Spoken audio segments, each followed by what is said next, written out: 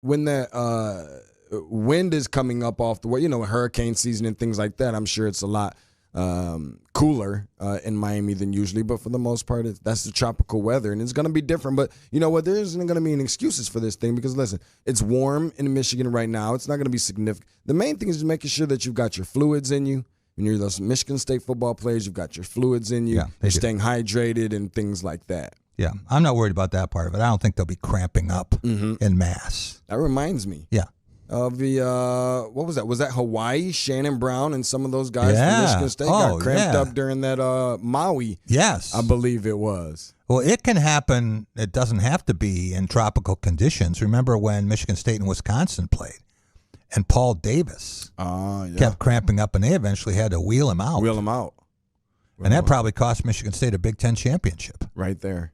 That alone. Michigan State had a lead, and then they lost PD. Paul Davis. Mm-hmm. That was the difference. Good to see him the other day, by the way, too. He doesn't get any smaller. No, he's not. I thought I was shaking Shaquille O'Neal's hand there for a second. We're going to have a basketball guest today, Deshaun. Oh, yeah. Yeah. At 5:40, Kenny Redfield is going to join us. Okay. Number 20. All righty. Forward and captain. He scored the first basket in Breslin Center. Really? Yeah. And part of the team that surprised everyone in 1990 with Steve Smith and Kirk Mans and Mark Montgomery and Matt Steginga and Mike Peplowski and Parrish Hickman. But that team was not predicted to win a championship. Instead, it went 29-6, which was the best record in Michigan State history at that point. Oh, you're not going to bring up the Georgia Tech thing, are you? Oh, I might.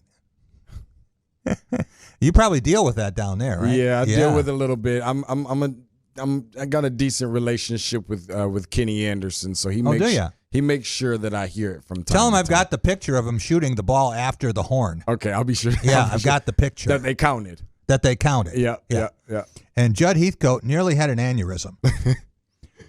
He came out on the court, and I said, "I'm not worried about the guy getting thrown out of the game. Game's over, but he's gonna die. He's gonna have another heart attack." Yeah. And he didn't even think about the clock. He thought they were going to give him a 3. Yeah. And Anderson's foot is clearly on the line. And Judd's just like hitting himself. He's going crazy. And finally they said, "Oh, no, it's a 2." So they're going to play overtime. And shouldn't have been an overtime. Game was over when he launched the shot. And the amazing part about this, Sean, is Michigan State was leading the nation in free throw shooting and missed 3 free throws down the stretch, including Steve. Really? Missing a critical free throw. He don't like to talk about this. Sure. But that's what gave Kenny Anderson the chance, and he just weaved down through they weren't getting too close to him. They don't want to foul him. And he was just kind of working around the pylons, and he got to the top of the key and wow, let it go. Yeah. That's a real heartbreaker. Yeah. That's a real heartbreaker. Yeah. Well, Michigan State going to Miami to play a team that it's never beaten. 0-4. 0-4, yep. In history against Miami. Until this weekend, Jack. Ooh. Until this weekend. You see it coming? Oh, I saw it coming at the beginning.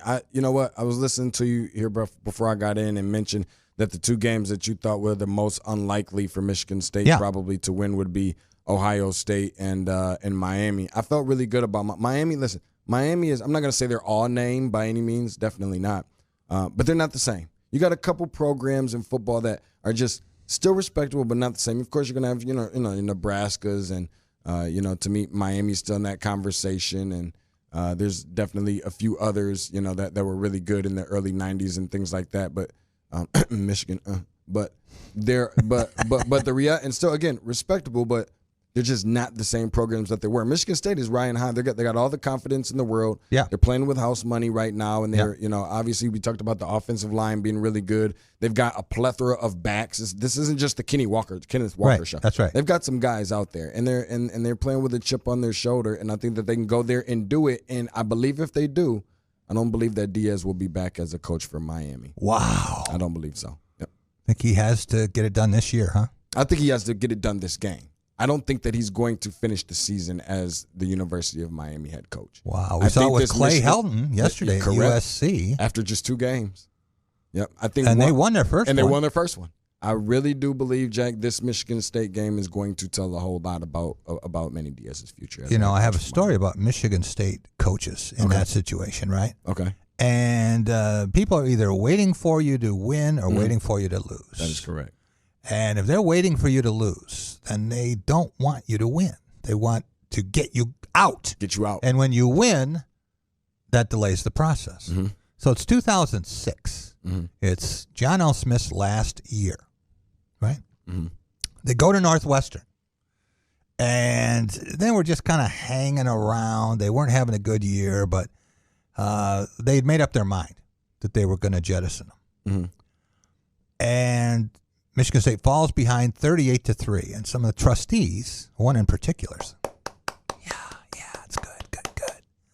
Because it would have made the decision very easy. Public sentiment would have been on their side, right? Is this the Drew Stanton Yes. game? Yes. Ah, Michigan State my stages, memory. That's very good. Very good. Michigan State stages the greatest rally, the biggest comeback in NCAA Division I football history, and wins the game on a last-second field goal. And the trustee and his friends were so depressed that Michigan State won, made it difficult. But we're going to take care of this. They fired him anyway, and let it be known that assistant was going to finish out the season. And so, in terms of being in charge that way, I mean, John L. was still around, but they were looking for the next coach and started the process and wound up with Mark D'Antonio. There you go. I swear in that game, Jack, Drew Stanton, he was so great. Yeah. I mean, I thought that there was times when, he was getting the ball and throwing it in the air and finding a way to run all the way down the field and catch it himself. He was so great in that game. Yeah. I thought it was one of those performances, unbelievable performances. He's been doing a really, I think he did a solid job in the pros. I mean, he's obviously a journeyman. 14 years. Yeah. Really made himself a ton of money, and sure, he was a journeyman. Got a Super Bowl ring. Got a Super Bowl ring out of it. Yeah. Reminds me a little bit of how many times has the quarterback for New England? Brian Hoyer. Brian Hoyer. How many times has he been? Is this his third go round? Fourth go round. Yeah. Wow. Yeah. He's been there more times than Dwight Howard's been in three LA. Times, or traded, or released, or whatever. Yeah. He's been there more times than Dwight Howard has been with the Lakers. I was going to ask you one other thing about Miami. Deshaun, in terms of basketball, your favorite sport, what team would have the swag, the demeanor that we associate with Miami football? In college basketball? Yeah. I would imagine. UNLV used to have that? Sure. Absolutely. I definitely believe that they did. What about now? Now? I don't know. I'll tell you what. This might not be the one that everybody's going to want to hear, but Memphis is going to be right there. Oh, Memphis is going to definitely be right there this year. That's the first one that probably comes to mind for me. You know what happens with teams like that? Either love them or you hate them. That's right. And that's the way it was with UNLV. Mm-hmm.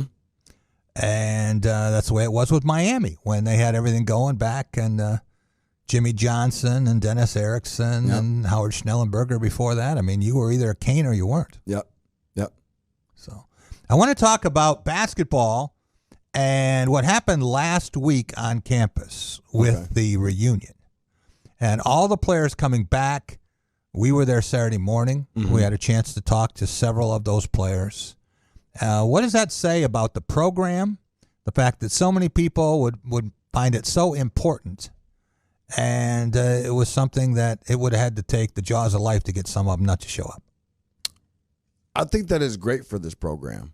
I really do. When you start talking about the relationships that have been built and established over the years, and you start looking at the jobs that so many of these Dwayne Stevens amongst some of the others that have come in and recruited a lot of these guys. One thing I've always known and always felt and will always know about this program is that when you want to be here.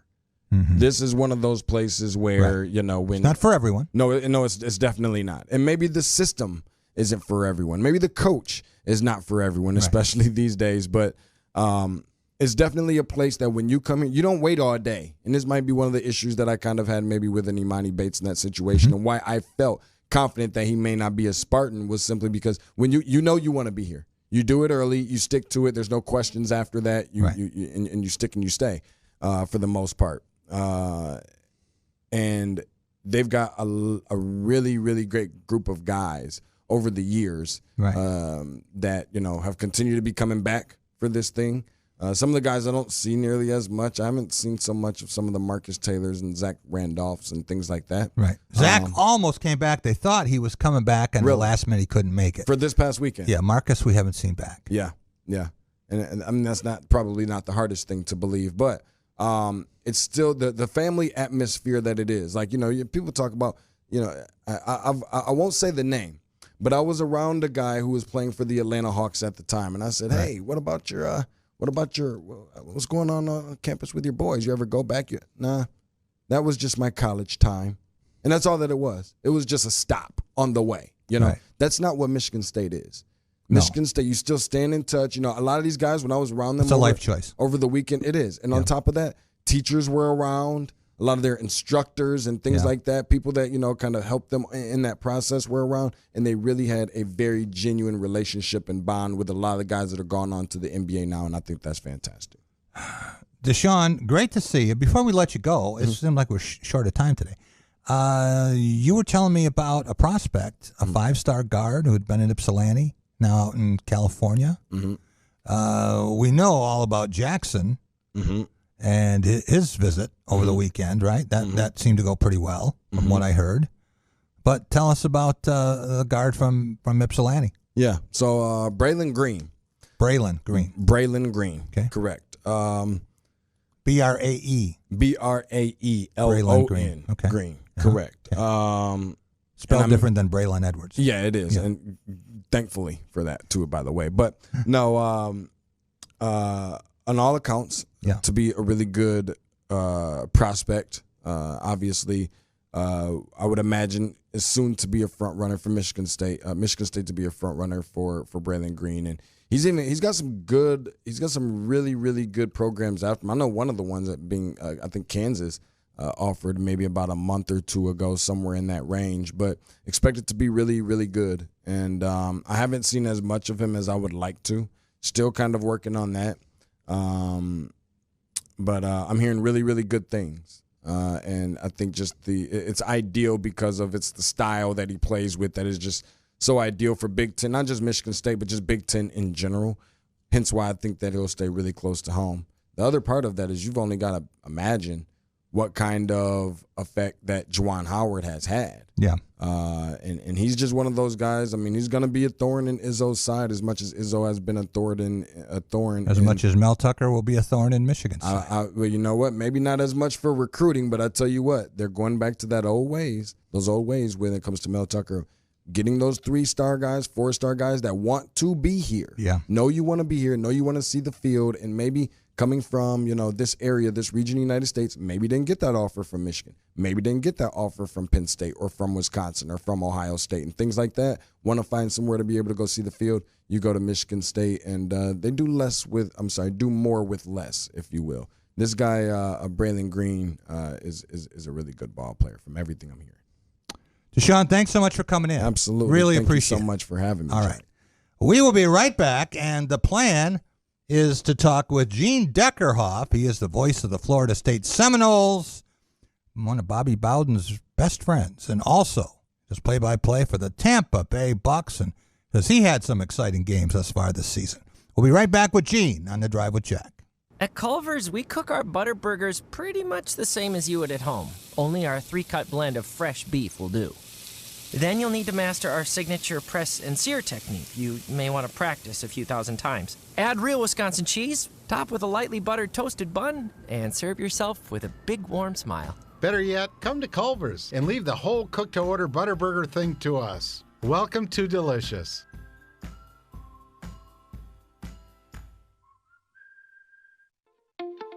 The love of the game draws us to sports. As players, coaches, spectators, and officials, For officials, it's a way to stay in the game they once played, to feel the thrill of putting on the uniform, stepping out of the playing surface, hustling to make the call, and building the relationships which can only be built in sports. If you still have that love for the game, we always need new officials. Register now at MHSAA.com. A message from the Michigan High School Athletic Association, promoting the value and values of educational athletics. As families and communities across Michigan gear up for an historic back-to-school season, Dean Transportation is looking for compassionate people to join their dedicated team of school bus drivers. They offer competitive wages and paid training, quality benefits, flexible schedules, and most of all, endless opportunities to make a difference. Apply today at deanjobs.com to join this critical effort to help students return to learn this fall. deanjobs.com. Jack Epling here with my good friend Matt Sloan at Graph of Okemos. Matt, you got some new product, including electric vehicles. Yeah, we got a lot of new product coming, Jack. On the Chevy side, we've got the 2022 Bolt EV and all-new Bolt EUV, which is just redesigned from the ground up. We're really excited about that. That's going to be hitting a lot any day now. Next door at Nissan, we've got the all-new redesigned Pathfinder from the ground up. I got to sit in it recently, drop dead gorgeous. And then we have the 2022 Frontier as well, which is completely redesigned. So fantastic product coming, and we're really excited. Stop by and see Matt and company here at Graph of Okemos. They're making friends. Why is Culver such a treat for so many families? Here's a hint. This treat is thick and creamy, and everyone can get it any way they like. Our fresh, frozen custard. We craft it in small batches throughout the day to make our guests stay. Shakes, cones, sundaes, concrete mixers, flavor of the day. Oh, and the toppings. Who says you can't please everyone? There's more than one way to dessert at Culver's. Welcome to Delicious.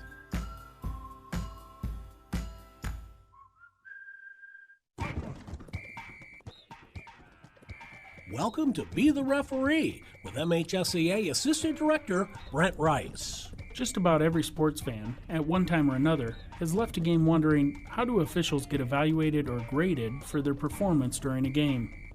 At the high school level, the MHSAA has a school rating system to where following each game, both teams submit a rating for the officials' work. The rating is then sent to the MHSAA office and compiled over a 3-year period. An official then has an average rating, and the schools can also indicate areas for improvement or growth where they deem appropriate. Those rating numbers then help to determine which officials are used in postseason play. Thanks, Brent. You can be a referee. Go online now to register at MHSAA.com. Be the Referee is a production of the MHSAA Network. In Monday Night Football, Derek Carr found a wide-open Zay Jones in overtime. The Las Vegas Raiders rallied to stun the Baltimore Ravens 33-27. Carr finished with 435 passing yards, 2 touchdowns, and an interception. Darren Waller ended the night with 10 catches for 105 yards and a touchdown. Daniel Carlson kicked a 55-yard field goal as regulation ended to force overtime. The Ravens held a 14-point lead early. Lamar Jackson passed for 235 yards and a touchdown. One injury note, the Washington football team is putting quarterback Ryan Fitzpatrick on injured reserve. Fitzpatrick suffered a right hip subluxation and will miss 6 to 8 weeks. To baseball, and the San Francisco Giants beat the San Diego Padres 9-1 in San Francisco last night. The Giants have won 8 straight and became the first team to clinch a playoff spot this season. That's sports. I'm Seth Everett. You're listening to The Drive with Jack Epling. So for all the doubters out there, stuff it! SpotlightMediaStudios.com. Welcome back. It is The Drive with Jack, the Spotlight Radio Network. Jack Epling here with my producer, Alex Heward. Alex, there are broadcasters who are closely associated with college sports, and their voices are so familiar to the fan bases that they may have a televised game and they won't watch the TV sound. My wife is like this. She has to hear George Blaha, right? So she may have a game that's on ABC or ESPN, doesn't matter. And I know there are Florida State Seminoles fans who feel the same way about our next guest, Gene Deckerhoff. But the difference, Alex, is this guy's got it through the college fan base, and then on Sundays he has it with the Super Bowl champion Tampa Bay Buccaneers. Gene, how are you? I'm doing real good. It's that busy time of the year, Jack. But so far so good for the Bucs. Knowles are still looking for a win. We took Notre Dame to overtime, and I think maybe the short week, and maybe thinking we're pretty good, and then you come up against a team you should beat by at least 2 touchdowns, and you let them wiggle off the hook and throw a 57-yard touchdown pass with no time left.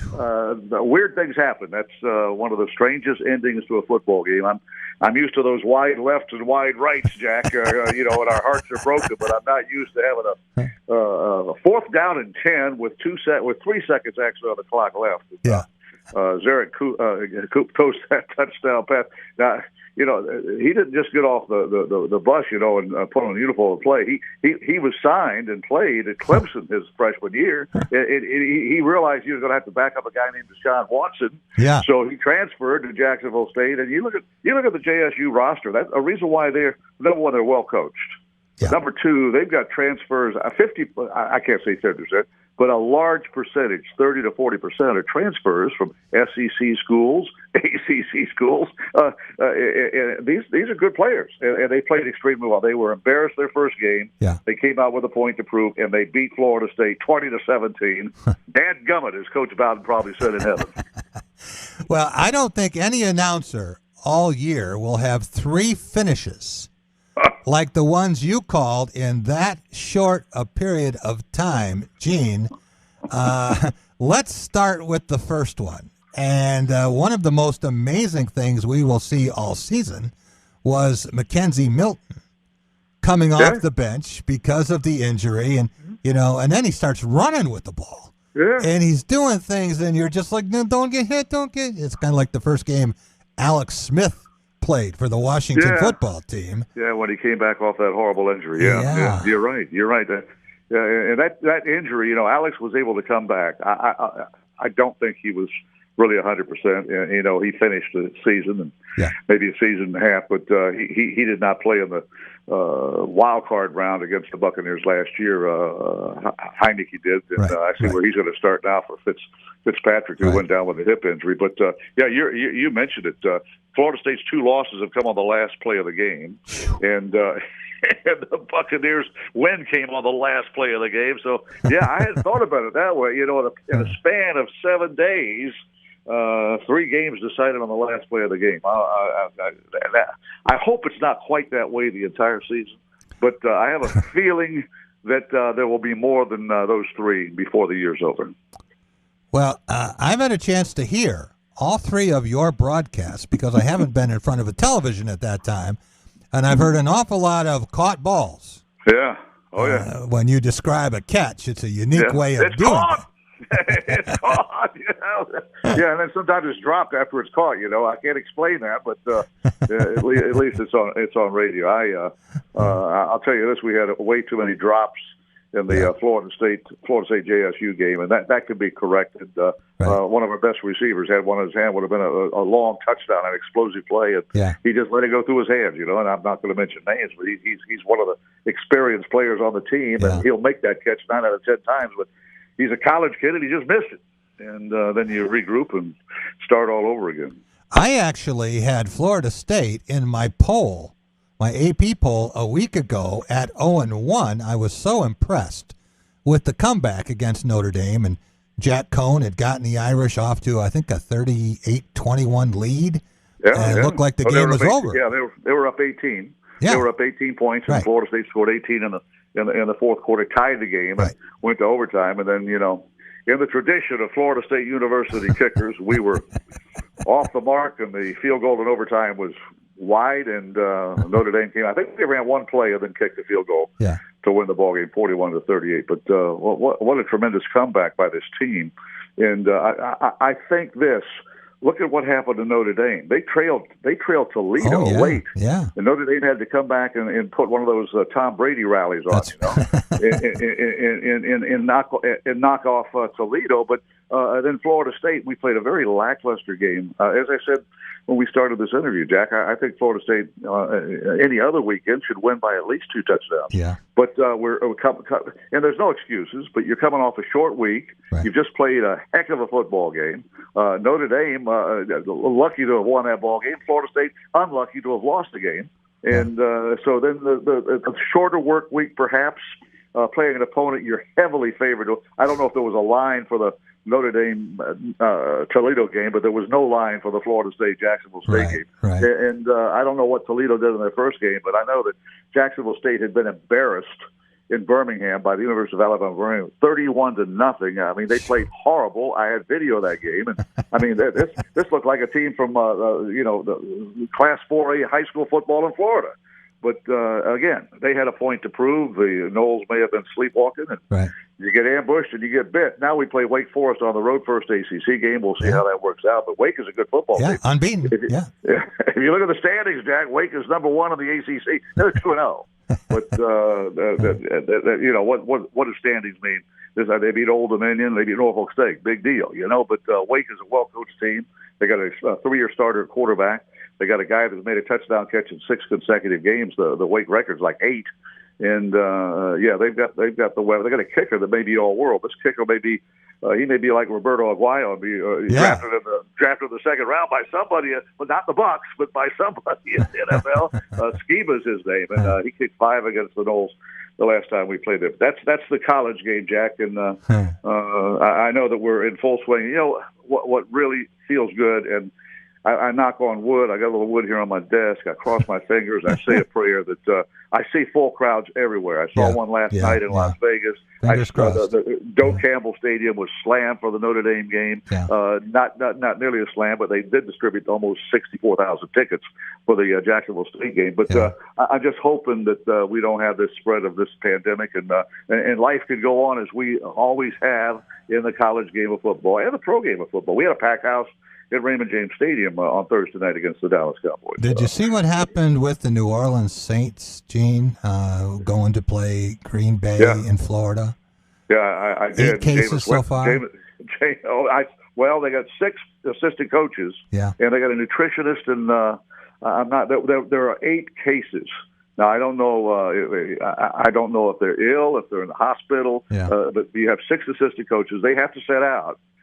There's certain protocols. The NFL has extremely rigid protocols when it comes to COVID, and the NFL probably has done a better job than any professional league in sports of trying to contain that thing and not let it spread among its players, its coaches, the staffs.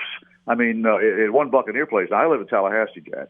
So that's 4.5 miles to 4.5 hours to one Buccaneer place. So I don't go there. Okay. Right. But the non-football staff, they have to be tested every week, and they're not allowed to go into the football area, which is so weird. I mean, I can't imagine working in a building where you can't cross the line to go see a coach and say, "Can we get you on a radio interview?" But that's just the way it is. Not only at one Buccaneer place, but I'm sure that's the way it is where the Detroit Lions train, where every NFL team trains. It's that's how strong the NFL feels about preventing the spread of this awful virus that has changed our lives for the last 18, 19 months now. And to be honest with you, I'm getting sick and tired of it. And I wear the mask. I've been vaccinated. I'm waiting for the booster, Jack. But life goes on. I mean, I've got to get on a plane to fly to Wake Forest, the Florida State charter. First time we've traveled with the Noles since 2019. Wow. We didn't travel at all last year. And then I'll fly to Los Angeles, and hopefully the Sunday after FSU hosts Louisville. I was delighted to find out the Louisville-Florida State game will be a 3:30 game and not one of those nighttime games, so I'll get about 6 hours of sleep instead of 4. Our guest is Gene Deckerhoff, legendary voice of the Florida State Seminoles and the Tampa Bay Bucks. Gene, I want to talk about Bobby Bowden, but before we do that, I want to touch on the endings to these 3 games, because you mentioned Bobby and wide right and wide left and dadgummit. Oh, yeah. And I can't believe any school, especially one that's had as much success as Florida State has been snake bitten by these kicks over the years, and this is happening about 10 times the propensity you would expect. Well, yeah, and Jack, it's not just Tallahassee. I mean, good golly, the Buccaneers have been through nine kickers in the last 7 years, and all of a sudden Ryan Suckup, who made 28 of 31 field goal attempts last year, and he made all 9 in the playoffs. Yeah. A huge reason why the Buccaneers were able to, win 11 games, earn a spot in the playoffs, and win the Super Bowl. Right. So we have a kicker, and I was watching the highlights, and Chris Collinsworth, when Ryan kicked that field goal to win it, with two seconds left, Chris Collinsworth comment says, the Buccaneers have finally found a kicker. Yeah, hallelujah. Yeah, we did, but that's such an important part of the game. And then, How about this? Florida State, it's wide right university. It's wide left university. We know all about it. Bobby'd have 5 more rings. He'd have as many as Nick Saban if we weren't wide right, wide left. And then our kicker, the best kicker in college football, second-round draft pick by the Bucs, Roberto Aguayo, he can't make a field goal. They're wide right, wide left, so it followed him into the NFL. So I can't explain it. Is there something in the water telling us? I don't know. All right, Saturday now. Florida State looks like they're going to escape with a win. Not their best effort by any stretch of the imagination, but it still looks like it's going to take a miracle to beat them, and that's exactly what we saw with this 59-yard touchdown. When you're calling this play and they line up, what are you thinking? And then when you see him catch the ball, he's not in the end zone. He's still going to make a move and get by 2 guys. Mm-hmm.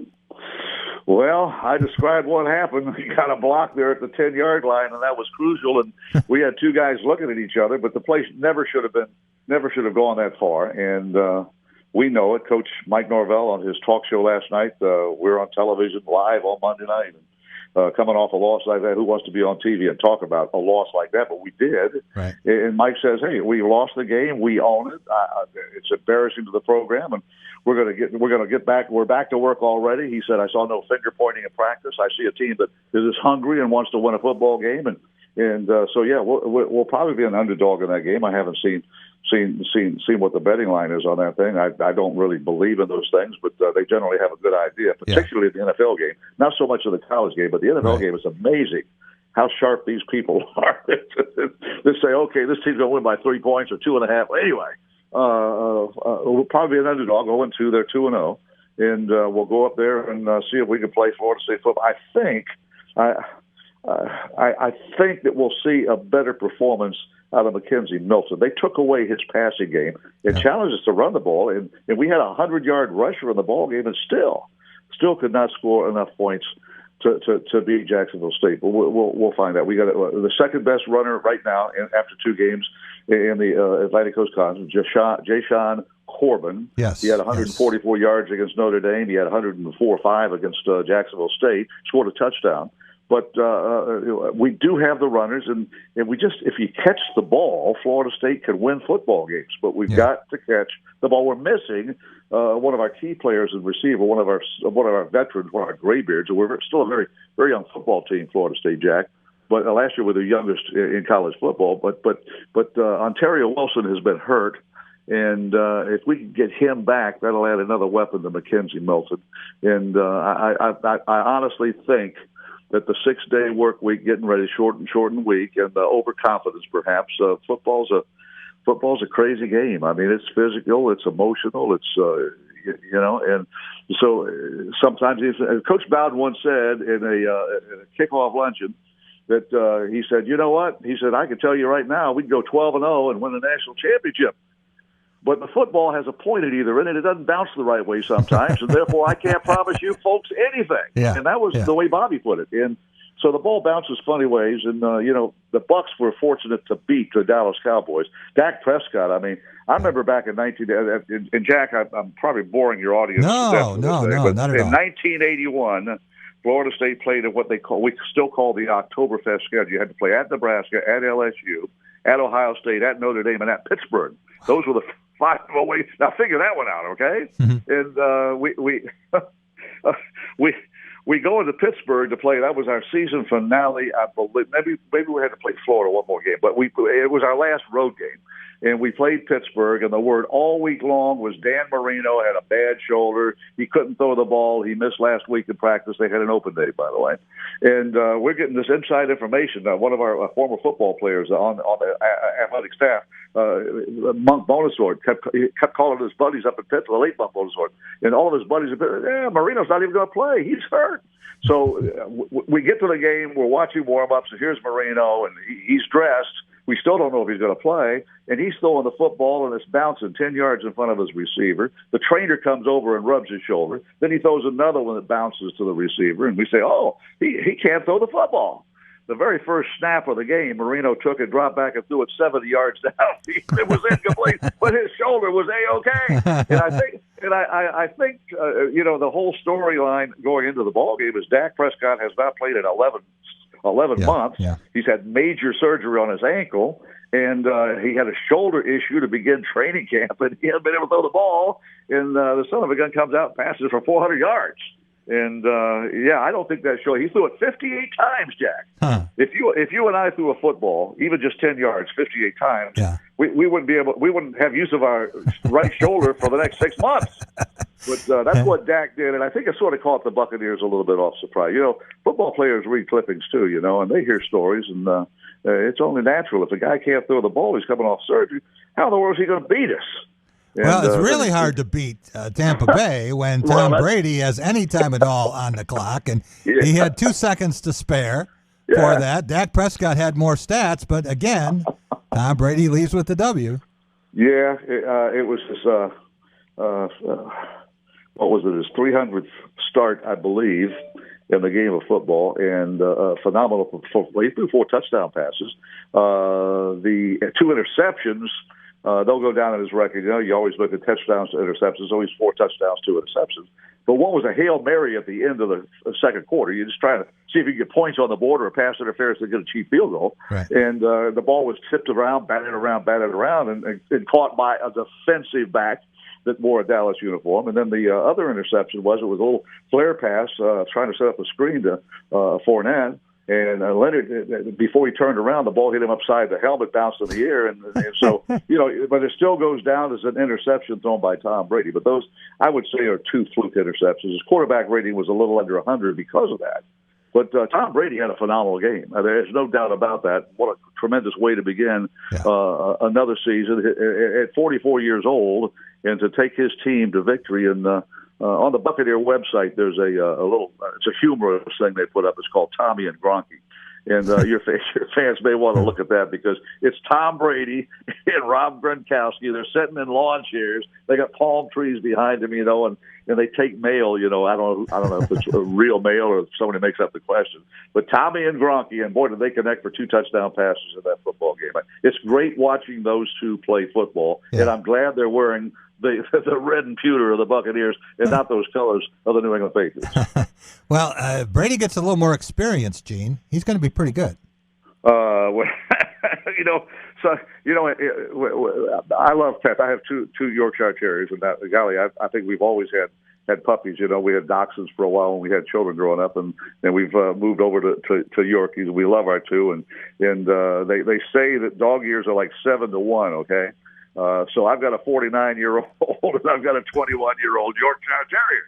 But Tom Brady in football, football years have got to be more than just 1. Yeah. I mean, look at the. I'd say they're at least 3 to 1. So Tom is over 80 in football years, But the guy just keeps getting it done, and I'm so happy. And the most frequently asked question, Jack, that I get, and I know you get asked questions like, "Well, how's Tom Brady? What's he like up close? What's he like with the cameras on?" I say as close as I've gotten to Tom Brady is my telephone, my computer screen on Zoom press conferences, because last year of the pandemic we couldn't get close to the players, and this year I didn't even go to camp because of the pandemic.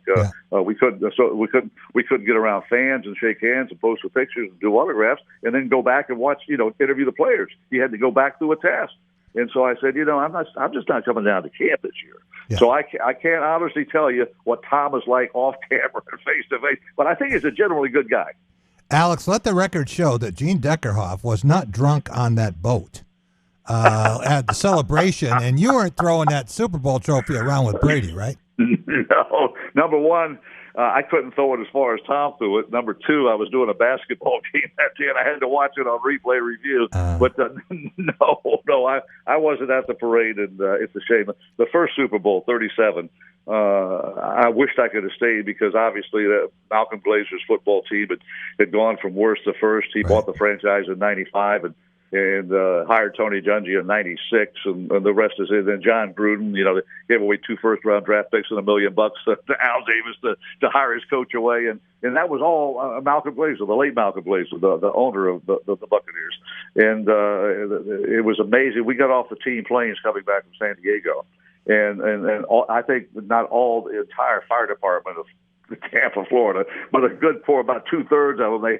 They had the fire trucks and you had the hoses in our plane. When it came in, taxied in, we went underneath this shower of fire hoses, going over us. And the parade was 2 or 3 days later, and I had to go to Virginia and broadcast the Florida State Virginia game. So I missed that parade, and I missed the boat parade. And had I been there, I'd probably dropped the trophy. I'd probably dropped the trophy, and somebody would have had to dive in the Hillsborough River to find that thing. Well, you might be able to be at the next Super Bowl party, which could be very soon. Gene, I have to take a minute or two here before we let you go and talk about the passing of the late Bobby Bowden. I know how close the two of you were, and I only had a chance to get with Bobby 3 times, twice before Michigan State, Florida State games, and then when he came in to get the Duffy Daugherty Memorial Award. But you told such great stories about him on your broadcast. And the story about him rescheduling the time of the coaches show so you could do NFL games, that says a lot about a guy like him. Yeah, without Bobby saying, Jeannie, I think it's great. I'm glad you can do NFL football on the TV show. You wake me up when we're out of the commercials, and we'll do that show anytime you want to do. Now, Bobby Bowden, what makes it even more incredible, I just thought about this. If you call Coach Bowden's house, the late Bobby Bowden, if you called his house after 7 o'clock, he was in bed. I mean, he went to bed early. Yet he would drive out to Channel 6 with me at 2 o'clock in the morning to do his television. So that's why he said, wake me up when the commercial, because back in the day, you didn't do just segments, and then they inserted the commercials. Yeah. You had to roll the videotape, and you had the open, the billboard, and then, hey, welcome to the show, and Coach, great win, blah, blah, blah, then go to a commercial break, and you sat for 2 minutes while the break was on. And that's the way you did the show. And now they don't do it that way, but that's the way we had to do it then. That's why Bobby made the reference. So you just wake me up when the commercial's over, and we'll do that show anytime. But that's a tremendous. I think that's one of the best stories to give you an idea of the man, the myth, the legend, Bobby Bowden. And God bless Bobby. He was one of a kind. He saved my life, and he saved a lot of other lives. And he once told me, he says, Jeannie, he says, I think I like saving souls more than I like making money. And Bobby made a lot of money at the time, but that was Coach Bowden. And what you saw, and people ask about, Tom, what's Tom like off camera? What's Tom like, away from football and all this? What Bobby Bowden was like that you saw Bobby, or you heard Bobby, or you read about Bobby. Yeah. That's exactly the way he was when he wasn't talking to a reporter. Right. Right. Well, you had a chance to meet him. And here's another story. I get laryngitis the night before the 1999 championship game. We're playing Virginia Tech. It's 1 versus 2. It's Florida State versus Michael Vick in the Superdome in New Orleans. And I come down with laryngitis. I can't talk. And I call Coach. I had to do his pregame show. I call Coach Bowden at 10:30 in the morning. And I said, Coach Bowden, I need to record your radio. He says, Jeannie, you okay? I said, I've got laryngitis. I can't.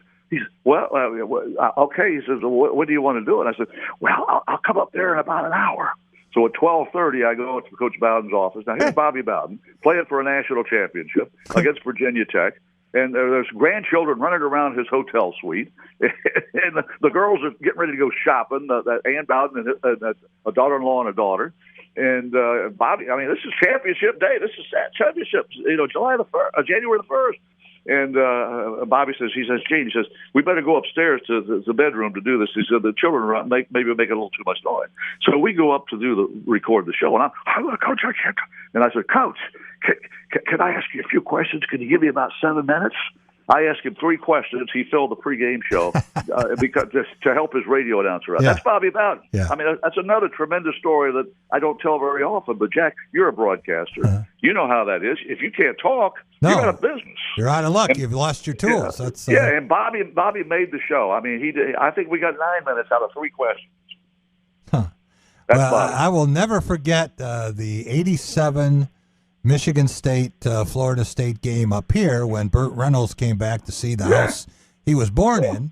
And I got a great picture of the two of them and George Perlis out at the center of the field. And that was still maybe one of the all-time whippings that George took. He told me one time that the 89 Miami team that won the national championship is considered to be one of the greatest to ever play in Spartan Stadium. And George said, just so they're not as good as the 87 and 88 Seminoles. Well, by the way, the night before that game, I had the distinct pleasure of riding around Lansing, Michigan with Burt Reynolds in his limo.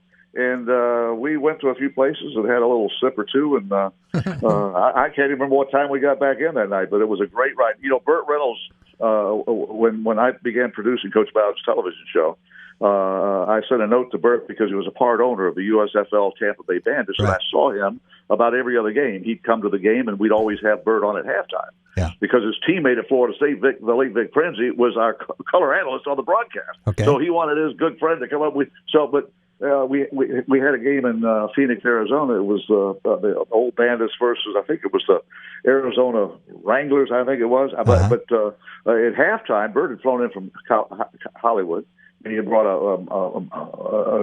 a few of his actor buddies with him, you know.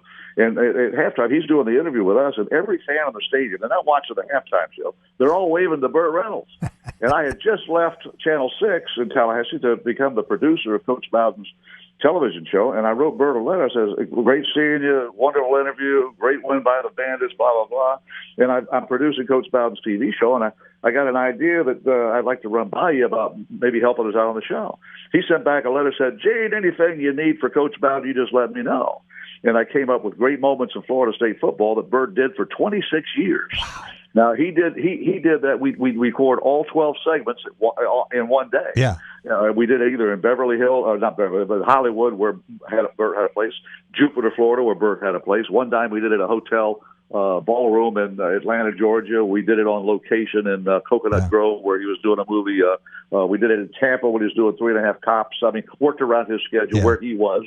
But for 26 years, we had the number one box office attraction, at least for half dozen years, volunteering his time to do great moments in Florida State football. Why? Number one, he was a Seminole, but number two, he loved Bobby Bowden. Sure. Well, how many former players wind up buying the pants for the team? I remember when he decided he wanted Florida State to look the best in the country, and so he went out and got new pants for him. Amazing. Yeah, he designed them too. He wanted them to look just like the Dallas Cowboys. Instead of a star on the hip, he wanted that Seminole logo on the hip. Beautiful. So I think he bought those football pants for the team more than just once. I almost believe he bought them maybe 10, 12, 15 seasons worth. Gene, thanks so much for joining us. This is great. We'll have you on again after Florida State wins a couple of these close games. Oh, absolutely. And the Bucs will still be undefeated. We scored 30 or more points for the last 8 games. Yeah. And we got a 9-game win streak going, the longest in Bucs history. And then we got Tom Brady. Amazing stuff. We got Tommy and Gronky. Go Bucs, go Noles. Touchdown FSU. Fire them cannons. Touchdown Tampa Bay. We will be right back with more, our hour 2. And Dalton Shetler is going to join us. So we're also going to be talking with Blake Baumgartner, who covered Peyton Thorne and Jaden Reed throughout high school in Naperville, Illinois. And then we're going to have Ken Redfield on with us, former Michigan State forward and captain. Scored the first points in the history of Breslin Center. We'll be right back. At Culver's, we cook our butter burgers pretty much the same as you would at home. Only our 3-cut blend of fresh beef will do. Then you'll need to master our signature press and sear technique. You may want to practice a few thousand times. Add real Wisconsin cheese, top with a lightly buttered toasted bun, and serve yourself with a big warm smile. Better yet, come to Culver's and leave the whole cook-to-order butter burger thing to us. Welcome to Delicious.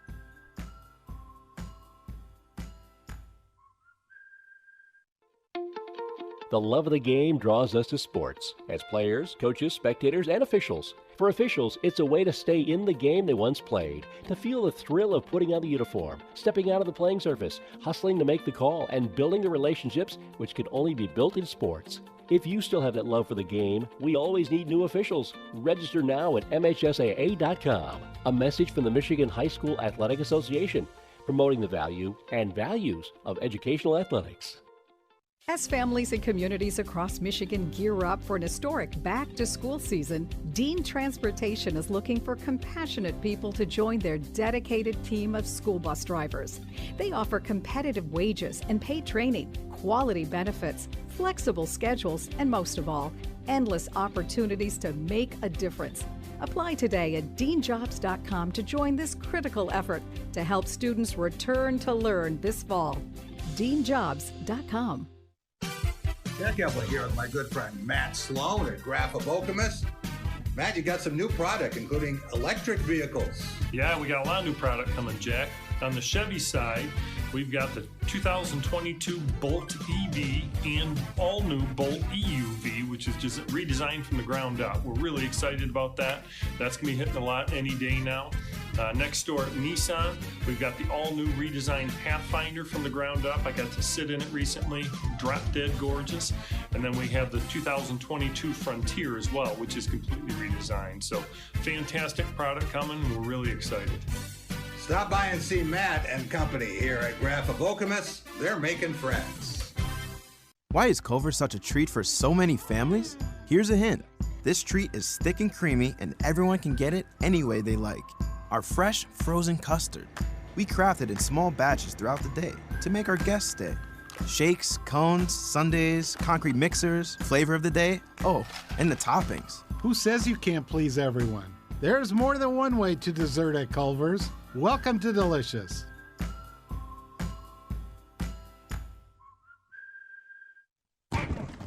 Welcome to Be the Referee with veteran MHSAA official Sam Davis. Game officials at all levels have a lot of responsibilities, but there are some critical things that take place in local high school games where officials don't have the authority that some folks think they do.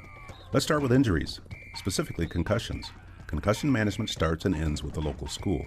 If an official suspects a concussion or any injury, all he or she can do is notify the coach of the team. The school makes a decision about whether or not a player stays in the game. We often get calls about whether or not an official is responsible for enforcing MHSAA handbook rules. Again, it's up to the school, which agrees to follow and enforce the rules when joining the association.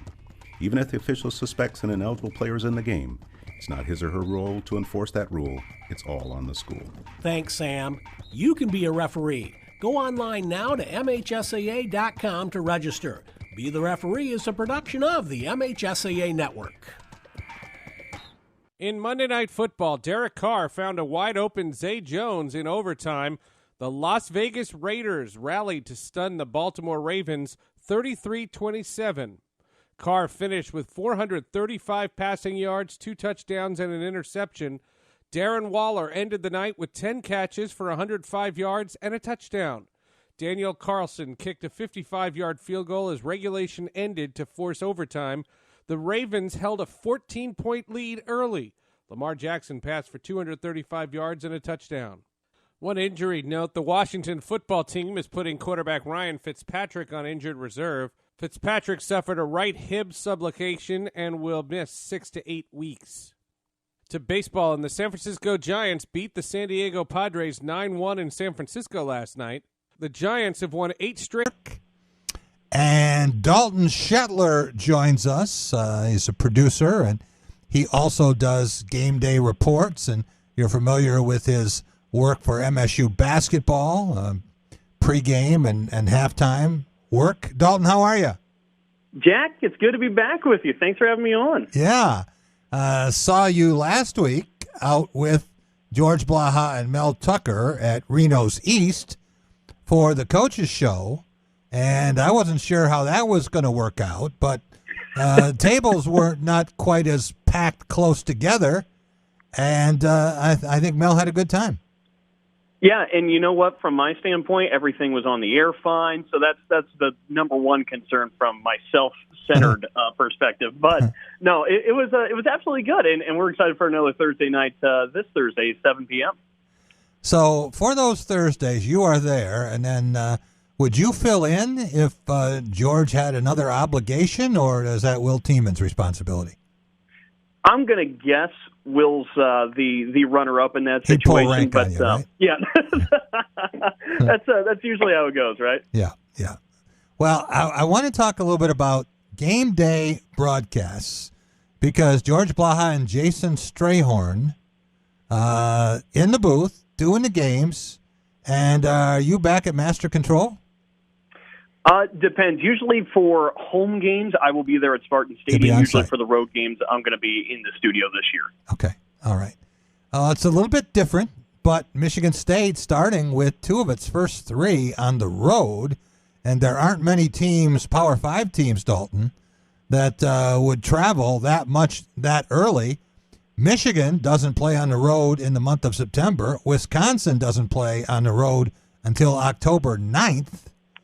And Michigan State will already have 3 road games.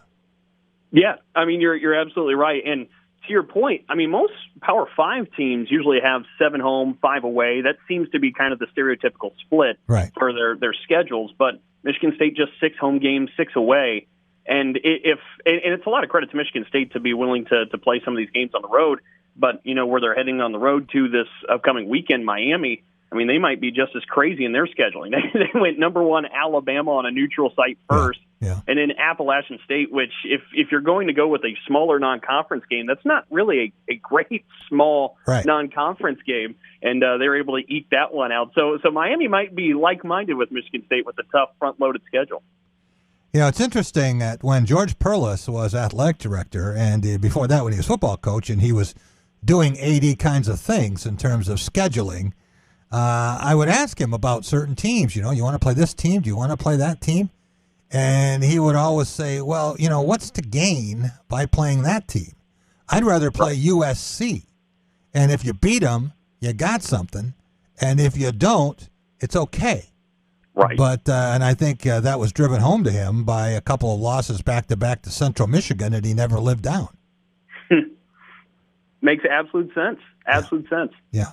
Well, what's impressed you about this Michigan State program? We saw Kenneth Walker III, K9 the Spartan Dog, last week out at Reno's East. But what have you seen so far? What do you think their chances are this week in Miami? You know, going into this season, I think a lot of us kind of had this consensus of we all knew that we didn't know what to expect from Michigan State. I mean, with all the newcomers, 41 new players, as hard as they hit that transfer portal in so many important positions, you had no idea what really to expect. And in week 1, we got a glimpse of that. And Kenneth Walker, that boost he gave. You know, it was interesting, Jack, going into that game against Northwestern. We were talking about it on the kickoff show before the game started. Right. And I brought up that, you know, there were only 2 games last year Michigan State ran for 100 yards in the game. And those were Michigan and Northwestern, the 2 top 10 wins they had. So far, Michigan State's averaging 299 yards on the ground per game. So I think the running attack has absolutely changed everything, where now offense is simple. I mean, the box has to get loaded. Defenses have to pay attention to it. And, of course, it was Youngstown State this last Saturday. But Peyton Thorne was able to kind of pick his poison and throw darts all over the field. Naylor in the corner, 2 deep balls to Reed.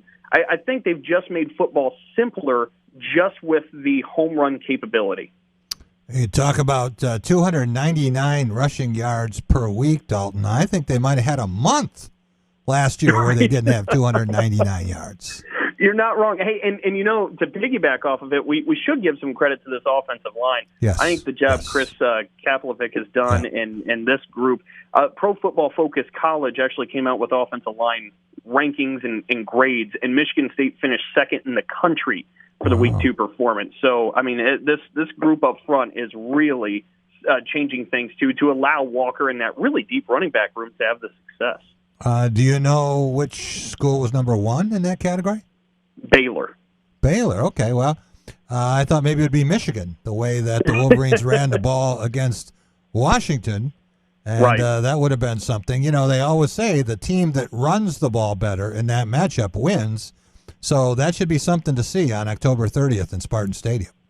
Well, and here's something I've been working on too, and it's funny and just kind of eerie that this kind of popped up here today. I actually went through today every single Michigan football game from the Harbaugh era. Yeah. And what I found is that in games where Michigan has ran for 175 yards, which I don't think is too astronomical, right? 175 is a decent game as a team, not for an individual. Yeah. Michigan is 34-0 in games in the Harbaugh era where they're able to run for 175 yards or more. I think we've constantly, and we meaning the media, has kind of drawn Jim Harbaugh up as the quarterback whisperer and looking for that whole angle. But maybe the big key to Cade McNamara having success this year is get the ball to Blake Corum and let him gain yards on the ground, kind of like what we're seeing with Kenneth Walker here.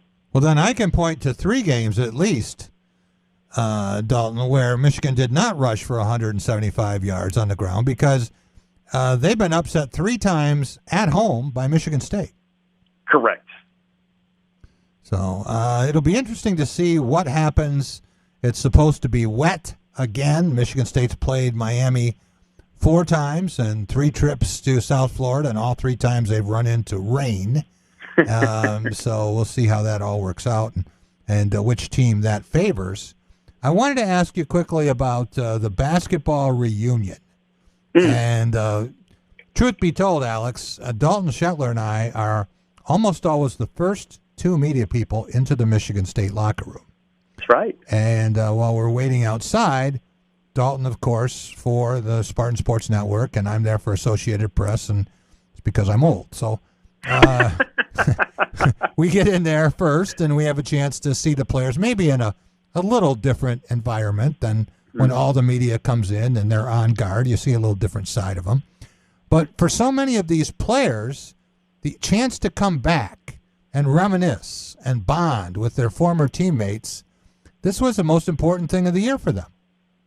Yeah, that was really special what you got to see. And by the way, a lot of credit to MSU basketball social media team and Kara Kay for being able to get the fans so much of that look, that inside access that was there over the weekend. But, I mean, you mentioned it. Draymond Green comes back. You have Jaren Jackson Jr., Xavier Tillman, Cassius Winston, Gary Harris, Trice. I mean, it was absolutely Bryn loaded. Forbes, Valentine. Yeah, absolutely.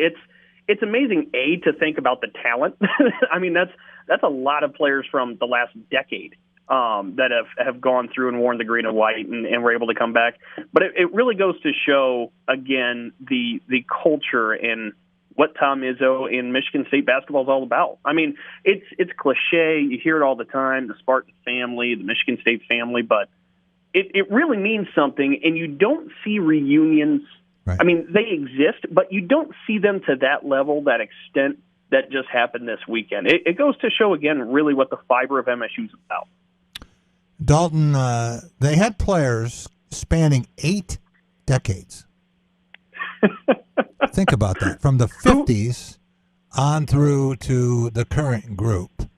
And, these guys, some of them wanted to hear the stories about their predecessors, and I think the guys from the 50s and 60s and 70s, they just wanted to see the current guys, and they had been watching and, dream that they could jump that way. Well, and it's so cool, too, because, I mean, you mentioned about the long span.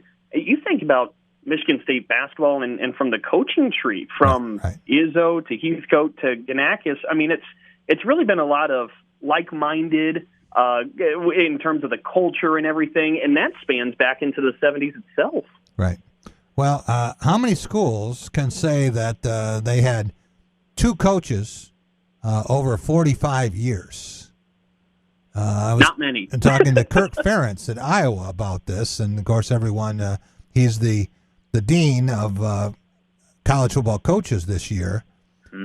23 years at Iowa, and Hayden Fry had been there 21 before that, so 44, and then we start talking about Michigan State, and Judd Heathcote and Tom Izzo haven't beat. Yeah.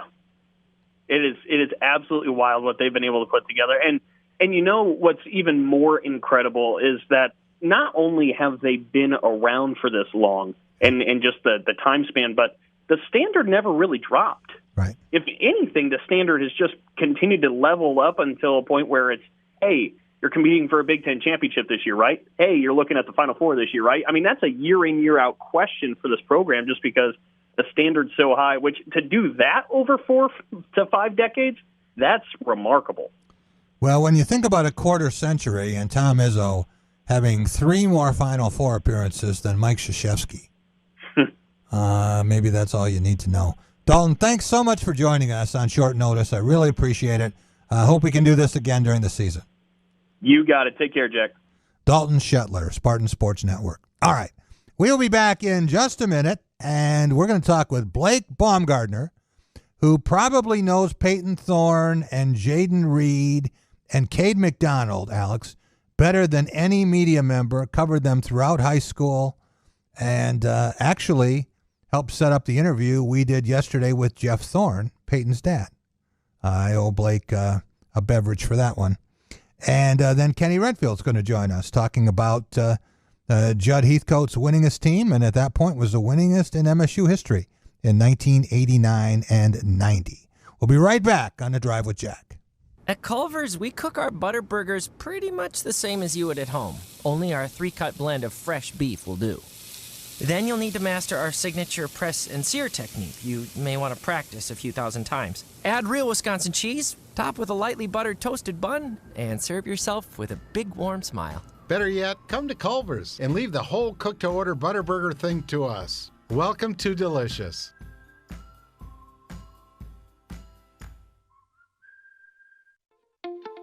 The love of the game draws us to sports, as players, coaches, spectators, and officials. For officials, it's a way to stay in the game they once played, to feel the thrill of putting on the uniform, stepping out of the playing surface, hustling to make the call, and building the relationships which can only be built in sports. If you still have that love for the game, we always need new officials. Register now at MHSAA.com. A message from the Michigan High School Athletic Association, promoting the value and values of educational athletics. As families and communities across Michigan gear up for an historic back-to-school season, Dean Transportation is looking for compassionate people to join their dedicated team of school bus drivers. They offer competitive wages and paid training, quality benefits, flexible schedules, and most of all, endless opportunities to make a difference. Apply today at deanjobs.com to join this critical effort to help students return to learn this fall. deanjobs.com. Jack Epler here with my good friend Matt Sloan at Graph of Okemos. Matt, you got some new product, including electric vehicles. Yeah, we got a lot of new product coming, Jack. On the Chevy side, we've got the 2022 Bolt EV and all-new Bolt EUV, which is just redesigned from the ground up. We're really excited about that. That's going to be hitting a lot any day now. Next door at Nissan, we've got the all-new redesigned Pathfinder from the ground up. I got to sit in it recently, drop dead gorgeous. And then we have the 2022 Frontier as well, which is completely redesigned. So fantastic product coming. We're really excited. Stop by and see Matt and company here at Graph of Okemos. They're making friends. Why is Culver's such a treat for so many families? Here's a hint. This treat is thick and creamy, and everyone can get it any way they like. Our fresh, frozen custard. We craft it in small batches throughout the day to make our guests stay. Shakes, cones, sundaes, concrete mixers, flavor of the day, oh, and the toppings. Who says you can't please everyone? There's more than one way to dessert at Culver's. Welcome to Delicious.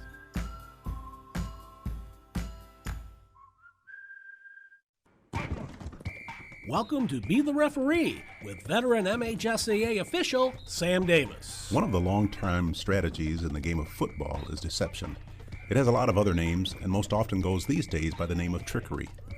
Catching an opponent off guard can break a game wide open, but catching the officiating crew off guard is something you don't want to have happen, or else your big play may be blown dead inadvertently.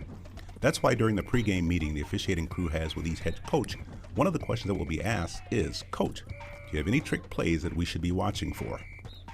And coaches, who are usually tight-lipped about a lot of their strategies, will be very open and describe in detail anything fancy that's in the playbook for that game. This type of communication gets coaches and officials on the same page and ensures that when trickery comes visiting, only the opponents are surprised. Thanks, Sam. You can be a referee. Go online now to MHSAA.com to register. Be the Referee is a production of the MHSAA Network. In Monday Night Football, Derek Carr found a wide-open Zay Jones in overtime. The Las Vegas Raiders rallied to stun the Baltimore Ravens 33-27. Carr finished with 435 passing yards, 2 touchdowns, and an interception. Darren Waller ended the night with 10 catches for 105 yards and a touchdown. Daniel Carlson kicked a 55-yard field goal as regulation ended to force overtime. The Ravens held a 14-point lead early. Lamar Jackson passed for 235 yards and a touchdown. One injury note, the Washington football team is putting quarterback Ryan Fitzpatrick on injured reserve. Fitzpatrick suffered a right hip subluxation and will miss 6 to 8 weeks. To baseball, and the San Francisco Giants beat the San Diego Padres 9-1 in San Francisco last night. The Giants have won 8 straight and became the first team to clinch a playoff spot this season. That's sports. I'm Seth Everett. You're listening to The Drive with Jack Epperling. Sorry if you're offended by that. SpotlightMediaStudios.com.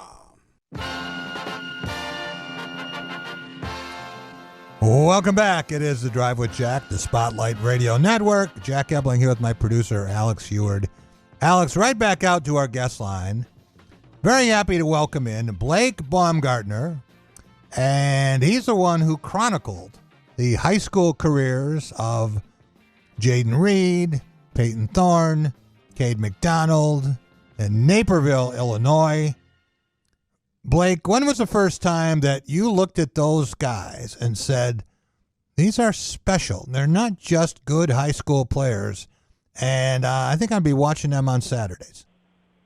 I would say probably the first time I met, and thanks for having me, Jack. First time I actually talked to Peyton, actually met him in person, was at a 7-on-7 at Wheaton-Roble South before his junior year, and he had mentioned that he had gotten an offer recently from Stanford, or a letter from Stanford. So, that has always kind of stuck out in my mind. But there was that game against St. Edward, school from Ohio, in 2017. Lakewood, St. Edward, yeah. The Dowdells are from there. And they came into Naperville because the year before the Red Hawks went out to Ohio to play them. Right. Peyton and Jayden, Jayden had a big game. They lost the game. It was a good game, close game. St. Edward won, but Jayden had a really good game, over 100 yards receiving, very similar to the game they had this past Saturday against Youngstown State, as a matter of fact, or at least it reminded me of it. The first time I actually met Peyton and actually talked to him in person was at that 7-on-7, and he mentioned he had gotten a letter from Stanford. So, and given his background, it certainly didn't surprise me that that he would eventually play in the Big Ten after obviously deciding to transfer from Western Michigan or change his commitment. Right. We had Jeff Thorne, coach of Division III national champion North Central College, on with us yesterday, and appreciate your help with that. But he was talking about the first time that he noticed what Jayden Reed could do, and he called him Bird. Apparently that's his nickname. A lot of people have called him that over the years. But that entire family strikes me as a quintessential American football family, from Peyton's grandfather, John, right? Yep, John, yep. And then Jeff, and now taking over. It's interesting, Blake, you will appreciate this. Jeff's record at North Central as head coach is 52-9. And with 2 more wins, he'll have the same record that Biggie Munn has at Michigan State, one of the winningest records in all of college football, 54-9. So a lot of excellence there, and then you can tell that apple didn't fall very far from the tree with Peyton. Jeff loves to tell the story about him being 6 years old and coming home on the bus and telling his dad that somebody didn't do what he worked on in practice, cost him a game. Right, that was in that featured in that all-access piece at the, I don't know if it's the football program that does it, but the athletic department, they give out those videos, those all-access videos, and that was referenced in that piece, and I would recommend, it's about a 10-minute video, 8 to 10-minute video, and I'd recommend people check that out. They're winners. And that North Central College program, when his father took it over, when he decided to leave Wheaton-Roble South, I mean, they built that thing from the ground up. to what it is today. There's no question about that. And it just his grandfather won 4 state titles at Mobile South in the 90s. Peyton was just flat out honest with me when he told me when he decided to transfer from Mattia Valley to Naples Central, he wanted to win. The guy wants to win and will do whatever it takes to win. So, I had a childhood friend of mine by the name of Chris Lee, who unfortunately passed away earlier this year. But he and his brother Johnny, was on a group text with them, a couple of years ago when Peyton committed, and there's, pepper me with questions. Can he play in the Big Ten? Can he play in the Big Ten? And I just say, give him a shot. You'll be surprised at what you'll see. Yeah. Unfortunately, Peyton didn't get an earlier shot last year, but he's starting to obviously show what we in Naperville and Aurora, knew about him at the high school level. He's starting to show that, to people up there in East Lansing. Well, we had seen Jaden at Western Michigan as a freshman All-American. Yep. So we knew what his potential was when he transferred, and good enough last year that the coaches came to him and said, forget number 5. We want you to wear number 1. We're bringing it out of mothballs, and we want you to be the first player to wear it since Charles Rogers, a Biletnikoff Award winner. And Andre Rison and Muhsin Muhammad and so many great pros had worn that number. That says a lot. And then watching Peyton last year, the way he finished the season and the way he won the job this year, really shouldn't surprise anyone that he's performed the way he has and so cool and poised and the leadership ability that's obvious. But the player that I think a lot of people haven't really seen, and he did catch a couple balls against Michigan last year, but as Jeff reminded us, you haven't seen enough of Cade McDonald yet to know what kind of player he is. No, he's as smart as they come as well. Again, and you and I have talked about it. Peyton wanted to prove as a senior in high school that he wasn't a byproduct of what Jaden is. And obviously we know what kind of player he is. And for Cade to have the Naples Central single season record in receptions and touchdowns, that says something. So, he caught over 90 passes in 2018, 18 touchdown passes from Peyton. I'm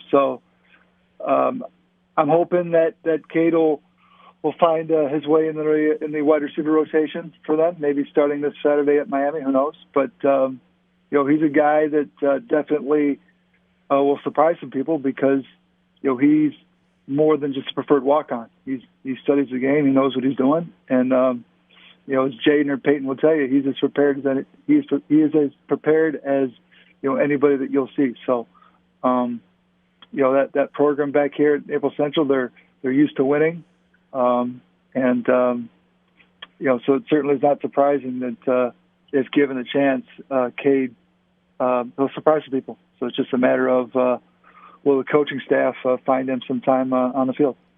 This has been a big summer for you, and it's not officially fall yet. So the last few days of summer between Peyton Thorne winning the quarterback job, as you hoped he would at your alma mater, and then you had a chance to be at the Field of Dreams game, and you got a baseball, right?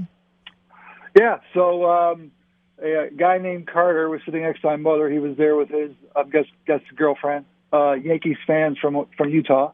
And very nice. And I guess he snuck out into the cornfields where you weren't supposed to go. They had signage put up there, and he snuck out there at about the 8th inning. So before all the 9th inning action happened on both the top end and the bottom end, and he found 5 baseballs. So he was nice enough to send me one, and hoping to get Tim Anderson to sign it. So we'll see if that happens here in a couple days when I'm going to the Sox game with my mother on Thursday afternoon when they're playing the Angels. So at least we know, we're sure then that this was not the baseball that Tim Anderson deposited for the walk-off because he got it before that, right? Right, and the authenticators and the people that do that stuff, it very well may be a batting practice ball, and that's fine. Yeah, there's no way for them to authenticate that stuff, and they ended up authenticating some of the corn stalks instead. So they did not use special baseballs, which I'm kind of surprised at that. you would have thought that a lot of World Series, All-Star games, stuff like that they would use commemorative baseballs, especially during the game, not just batting practice, but so it was very nice of him to do that, and we'll see if I can get the White Sox help in getting Tim Anderson to sign it. So I know what a Sox fan you have been your whole life and your family. What would mean more to you to see the White Sox win the World Series? I think you might have already done that once. Or to see Michigan State win the Big Ten championship game in Indianapolis? Well, actually, I've seen both. Not in person. I'll go off the board. I'd like to see Izzo get his second national championship because when he got his first, again, I didn't grow up a Michigan State fan. My father went to Northern Illinois. My mother went to Western Illinois. So I referenced my childhood friend Chris Lee.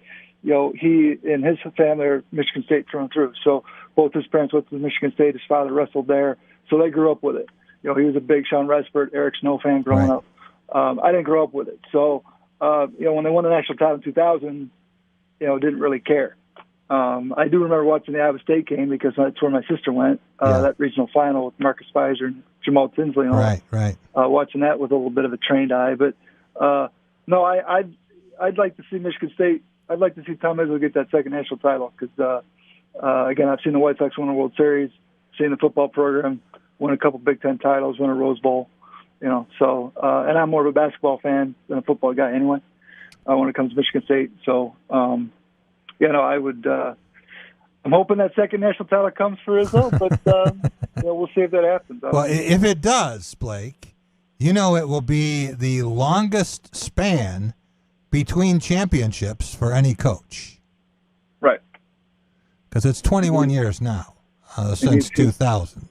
Right. And the record had been Rick Pitino before the Louisville championship was vacated. So. Right. But Izzo would have that, and as he points out, he's due. So he's more than due. Well, that's an understatement. It's what Peyton Thorne and Jaden Reed have proven they can do. That is of greatest interest to Michigan State fans right now, and the fact that they'll be on the road against Miami. Your take on this team thus far? The over-under was projected to be 4.5, and they're already at 2 with an upset win over the Big Ten West Division champs. And if they could get a second road win, this time over 24th ranked Miami, who knows where it could lead? Yeah, I think that would be a statement. I think that's where my expectations would probably change. I still think they're probably a 5 to 7 win team right now, which again, in Mel Tucker's second year, his first full season, full off season, all that type of stuff. The way he's turned the roster over, I think that'd be a pretty, I don't know if he'd call it success, but given what he inherited, sure. I don't think, alumni fans should qualm at that. I'm glad, putting the bias aside that Thorne's a quarterback just because he's not one and done like Russo would have been. Because if Russo had won the job, then you would have been starting all over again next year, whether it be Noah Cam, Hamp Fay, Peyton, and whatnot. So, now you've given a young guy who's got, 3 or 4 years of eligibility with the extra COVID year left and a chance to grow and grow into the position and see what he can do. So, hasn't turned the ball over, so that's good. And, Saturday should be interesting. Going to be hot down there, 11 a.m.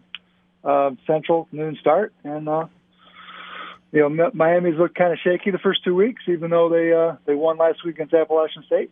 And I guess we'll see what happens. Well, we saw the first play from scrimmage at Northwestern was a 75-yard run by Kenneth Walker III, and the first play from scrimmage against Youngstown State was a 75-yard pass on the flea flicker from Thorne to Walker to Thorne to Reed. So everyone wanted to know from Mel Tucker today what the first play is going to be, and if he has another 75-yard play in him. But we'll have to wait and see what happens Saturday at noon. I believe. Sorry to interrupt, Jack. I believe Peyton said Saturday that every play is designed to score, right? Yeah. So I guess that's the idea. Yeah. I certainly probably wouldn't expect them to score in the first play on Saturday, but you know what? Every play you go out there, you're trying to score. Well, no team in Division I history has begun 3 straight games. The opening play was 75-yard touchdowns. So they have that to shoot for. Blake, thanks so much for joining us. Appreciate it. People want to check out your work or follow you on Twitter, get all of your insight about Peyton Thorne, Jaden Reed, Cade McDonald, and company. How do they do that? I'm at BF Baumgartner. That's Baumgartner with a T. Correct. BF Baumgartner. Okay, sounds good. Thanks so much for joining us. Really appreciate it. Yeah. Pretty good deal. You know, there are guys who come up covering a player, whether it's LeBron James or whoever else it might be. We had a chance to watch Magic Johnson's high school career here and see where that was headed. All right. Let's go back out to our guest line, Alex, and a guy who came from Chicago, Illinois. And Judd Heathcote, really glad he did. And he was a leader. He was a terrific defensive player and underrated forward on Michigan State's teams at the end of the decade. Really, when they turned it around, Alex, they'd had a couple of down years after Scott Skiles left. And then it came together, and you could see the seeds when Steve Smith came in and Michigan State went to the NIT. And then the next year took the Big Ten by storm and won the championship and made it to, let's just say they should have gone further in the NCAA tournament. Very, very tough loss to Georgia Tech and one that Judd never really forgot. Very happy to welcome Ken Redfield to the show. Ken, how are you? I'm good. Thanks for having me on, Jack. Thanks for having me. I really appreciate it. It was great to see you Saturday morning back at the scene where you scored the first points. Yeah, it was great to be back. Great to see some of the former players and current players and, coaches and team managers, equipment managers, just everybody that was involved, the media. It was just great to see everybody back and enjoying themselves. Who have you not seen, Ken, or someone from the team that maybe you haven't kept in touch with that you would really love to see at the next reunion? Guys like, Jesse Hall and Derek Schickman and Kirk Mans and Todd Mueller, Jim Sartine. David Mueller, yeah. Yeah, some of those guys, they were, integral parts of our teams and, but never got any of the fanfare or the media attention, but they were big parts of what we did and what we accomplished. So I'd like to see them guys come back and interact with a lot of the players and, rehash some of the old stories. Well, the 1990 team was amazing in that Steve got hurt. And while he was out, I remember talking to Mark Montgomery, and Judd had told us, hey, we're not that good. Don't be expecting us to win the championship. We're just showing signs of improvement here. But, how pessimistic he could be. And I said that to Monty, and Monty basically said, no, the hell with him. He said, we're going to win the championship. And that is exactly what happened. Yeah, that was the mindset of our team. We were a tough-minded defensive team from the get-go. I think everybody had finally bought in, in my senior year that, if we were going to win games, it had to be one on the defensive end. And, of course, we had the All-American with Steve on the offensive end. So we weren't worried about scoring points. We were worried about just stopping people and giving ourselves a chance to win. And I think that was a crucial point. When Steve did get hurt, it brought everybody even closer together and said, hey, each of us have to pick up the slack. He was a big part of what we were doing. And, of course, we couldn't replace him, but all he could do was try to maintain until he got back. Ken, we talk about Breslin Center, and when it debuted, the Soviet team came in and had a great game with them. Really got the season off rolling. But then it came down to a championship showdown against Purdue. And I've always said that was the game that gave Breslin Center its soul.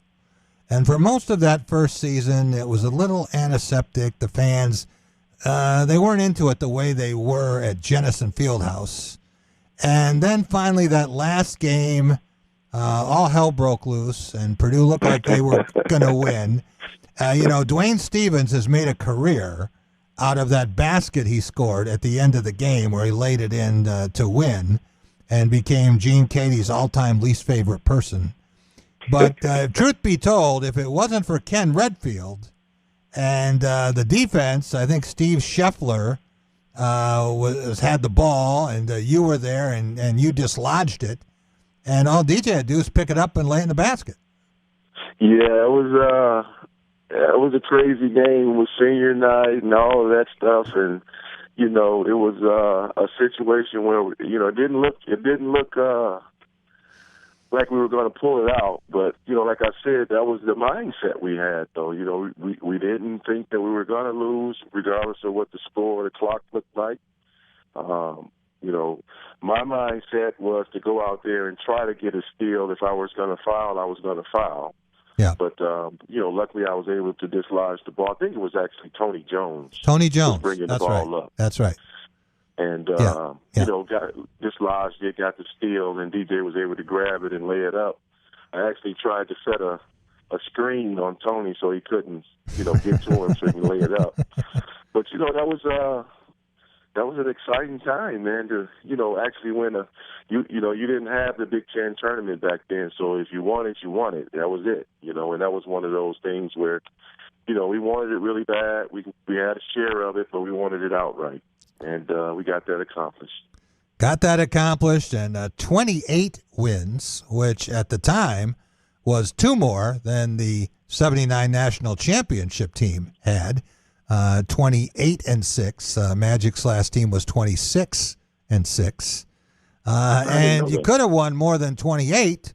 You go on to the NCAA tournament, and a couple of scares right out of the chute. You wind up with Murray State and the MSU matchup. And Michigan State finally stopping Popeye Jones, or Popeye Jones just running out of gas. And then you wind up playing UCSB, Cal Santa Barbara, and that was a very close game. And finally Kirk Mans hit a couple of shots and made the difference on that one. But now you go to New Orleans, and you're playing Georgia Tech, and most people there thought you had the team. You had a better team than Georgia Tech. You had a better team than LSU with Shaquille O'Neal. You'd already beaten Minnesota at Minnesota. They were the other team in the foursome there. So suddenly you'd gone from a surprise team to a team that was picked to go to the Final Four. And for most of that Friday night game against Georgia Tech, it looked like you would. Georgia Tech had 3 terrific players in Kenny Anderson and Dennis Scott and Brian Oliver, but your team was ahead and then started missing some free throws, and next thing we know, Kenny Anderson is shooting a shot with no time left, and the officials completely ignored it. Yep. It was it looked like a replay of that Kansas Michigan State game with Danny Manning. It was just one of those situations, and to this day, and I always say this to the kids that I coach today, whether it's football, baseball, soccer, or whatever, you don't ever want to leave it in the hands of a referee or a judge. You just go out there and handle your business, and you don't have to worry about that. Right. Of course, that game haunts me to this day, and I'm sure it haunts all of our players and fans and students and, just everybody that was involved with the program. But it's still tough. I know Steve talks about it to this day when he's on TNT or whatever. And, we just have to swallow our pride and move on. We know we were the better team. And I was on a podcast a few days ago with Paul Ball Chicago, and we were talking about some of that stuff. And, at the end of the day, we were still recognized as one of the best teams, one of the best 4 teams in the country, even though we lost in the Sweet 16. Right. It just was a testament and a great honor for our team to say, hey, we know it was a situation where you lost a game. It was one of those controversial games, but we still recognize you as one of the top 4 teams in the country. So that was, I guess for one of those trophies that you don't want to see, but we'll take it. Well, we're talking with Ken Redfield, a Michigan State forward and team leader, the 1990 Big Ten champions and the first team to play in Breslin Center. Ken, Judd Heathcote, not an easy guy to play for, but he certainly trusted you. He had a lot of respect for you as a player, as a person. Can you talk a little bit about what it was like to play for Judd, and did you have any idea that his assistant would go on and be one of the 10 greatest coaches in college basketball history? Well, the first part of the question, it was difficult in the beginning because I had never been coached that hard. Yeah. But, like I tell everybody to this day, Judd saw something in me that I didn't see in myself. And he did everything he could to get that out of me. I think, around my sophomore year, end of my sophomore year, it finally clicked. And, luckily, even though we had some down years my freshman and sophomore year, we played okay my sophomore year. My freshman year, was one of those miserable years for me as a freshman. I thought I should be playing. We weren't winning as many games as we should have, those type of things. But on the flip side of it, we had some players on that team that were bona fide leaders and players. What I mean by that is, we had Carlton Valentine, Daryl Johnson, Vernon Carr, Barry Fordham was there.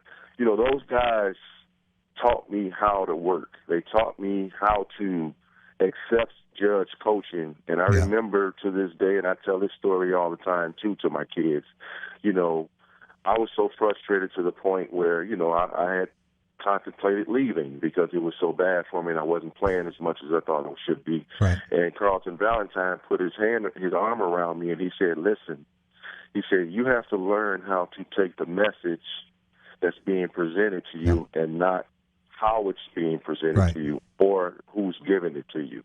And once that clicked for me, I understood that, Judd had my best interest. He wanted me to get better every day. He pushed me to the brink every day to get me better. Yeah. And, once that moment clicked, it was all downhill from there. He, in my eyes, I know he rubbed a lot of people the wrong way and, those type of things. But for me personally, he helped me grow as a man and helped me become the person that I am today. And I'm truly grateful for that. What about Tom Izzo, then the assistant coach, and didn't take over until 95. But here we are, and we're in year 27. Well, he always had that, I guess, twinkle in his eye. You could tell he was a head coach at heart. You could tell he was hard-nosed. You could tell that he knew his X's and O's. And on the other side of that, I think where he excelled is that he understood each and every one of his players, whether when he was an assistant or when he took over as head coach. And I think that flourished once he got the head job and continued to just run the program the way he wanted to run it. A lot of things haven't changed as far as the hard coaching and those type of things, but I think he's able to put his arm around his players a little bit more than what Judd did. And, especially in this day and age of, 95 on, that's important to families. That's important to kids, to know that they're loved. And once they know that, they'll run through a wall for you. Right, right. And I think a lot of things over the years where you see stuff on TV and the media blows it out of proportion, what they don't understand is all of the love that he gives to his players, behind closed doors. Yeah, and I had a chance to talk to someone who didn't really relate to that kind of intense coaching and just thought that, Coach must hate him to constantly be on him like that. And, I tried to explain to him that when your coach doesn't talk to you, When he doesn't coach you like that, that's when you really have to worry. Yep. And if they think that Tom is tough, they didn't see his predecessor. Correct. But that was the times, though. Gene Keady was the same way. Bobby Knight was the same way. Right. That was the Big Ten mantra. It was tough coaching. It was hard nosed. It was every possession counts. Those type of things, and that was just the culture of the Big Ten back then. I think it's still that way now, but I think a lot of coaches have kind of transitioned into being players, coaches as well. Can you bring our listeners up to speed quickly on where you are? I know you're in Portage, Michigan, but what you're doing these days? Well, I'm in Portage, Michigan now. I'm working for a company in a supply chain. I do all of the logistics for the company, whether it's international or domestic. I'm in charge of 7 facilities. Did you major in supply chain management? Yes, I did. Oh, that's a great program. It's crazy how it became full circle for me. After leaving Michigan State, of course, I played a little bit, professionally over in Europe for 10 years. And once I got done playing, like I said, I got right into the supply chain and as management. And also I'm coaching. I have an AAU program here in Portage, Michigan, where I have a lot of kids out of Portage and Kalamazoo area, 14U and 11U. So I'm doing a lot of that. That's taking up a lot of my time as well. So I'm trying to stay around the game. Never really thought I would be coaching, but, these kids need some type of mentorships and direction. So, I have kids of my own that I coach as well. So, that's kind of what I'm doing now. Well, great to talk with you again. It was good seeing you Saturday, and maybe I'll see you at Breslin Center. You will. I appreciate the time. Ken Redfield. I want to thank all of our guests today. Deshaun Tate, our basketball savant, talking a little football too today.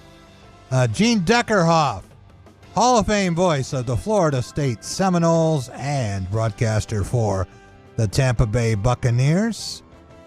Pretty special, Alex, that he would have a national championship ring and a Super Bowl ring. Don't find many broadcasters in that situation. He's the only one I know. Dalton Shetler, producer and on-air talent for the Spartan Sports Network. Blake Baumgartner, he's a freelance writer in the Chicago area and specializes in preps and his coverage of Jaden Reed, Peyton Thorne, Cade McDonald, and, of course, Kenny Redfield. We'll be back tomorrow, everyone. We'll see you then. Have a great night.